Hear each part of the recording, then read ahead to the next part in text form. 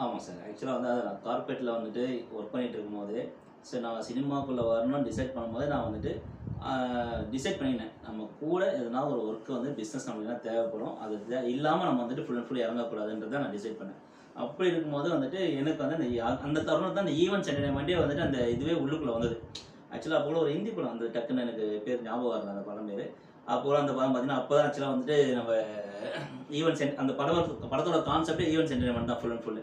So அதெல்லாம் நம்ம அதுவும் ஒரு ரெஃபரன்ஸ் தான் நம்மளுக்கு. ஸோ நம்ம வரும்போதே சரி யோசிச்சோம்.